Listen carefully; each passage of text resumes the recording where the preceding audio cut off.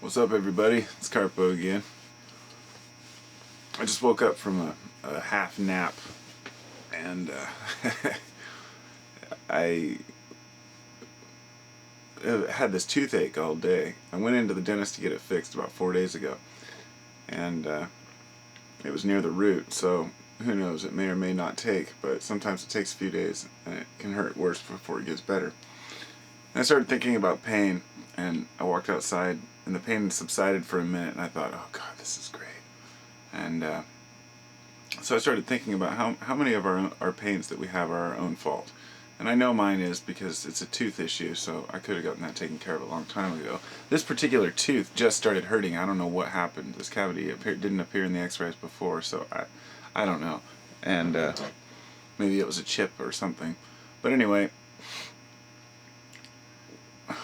it's hurting like hell when I started making this video, and then it's subsiding right now. And when it subsides, I'm like, whew, so grateful. And I know that sometimes, or a lot in my videos, I talk about balance and having suffering to understand the good times. And I guess that the reason why I say that so much is because of that, because I suffered from so much chronic pain. And my back pain, I've always had this issue. I know that that one was self-inflicted because of my injury, because of working too hard and too fast. But as for the mental aspect of it, there are a lot of people out there preaching that all of our new age, or this new age thing, that all of our, pains are self-inflicted. It's an old age belief, based on the pains of the body in relation to the universe, and we can feel the, the pangs of our mother, and the pangs of the universe, and the pangs of our own, bad doings. But I know plenty of healthy people who live very unhealthy mental attitudes. And I know many unhealthy people who try to think very positive and live good lives, like myself. And pain sucks. So the reason why I'm going to title this video to Lobo is because you made this comment the other day about how you were trying to quit drinking coffee. So cheers to that. I like coffee. I like my coffee strong. And I like sugar in it. And cream. And it's one of my guilty pleasures. And I've been thinking lately that I really would like to quit drinking coffee. There was a point where I was just having like 1 cup a day. My drug of choice for my daily activities is kratom, because it gives me the same buzz as caffeine without the jitters, without the heavy stomach really so much.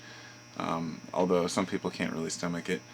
But I really wanted to quit drinking coffee, and I know you mentioned that it wasn't going so well, and I thought, it's a tough one, breaking that caffeine habit. I'm the same way with kratom, and I have my various habits, and I wonder how many of my habits, cause afflictions, or perhaps not cause them, but inflame them. I think that that's where we need to distinguish between causing the illness and perpetuating the illness. An event might cause us to get hurt, or to have an ache or pain. Proper living and exercise and all that is important, but we might have a pre-existing condition that is inflamed by our attitudes. I don't know. These are the things that I've been wondering for a while. Like, I mean, I'm a positive person, but there are times when I'm like depressed, so it goes into what I would consider depression. I'm still a happy person, and I don't feel stressed out or anxious. I just feel it's usually pain related, so it brings you down, and it brings your whole demeanor down.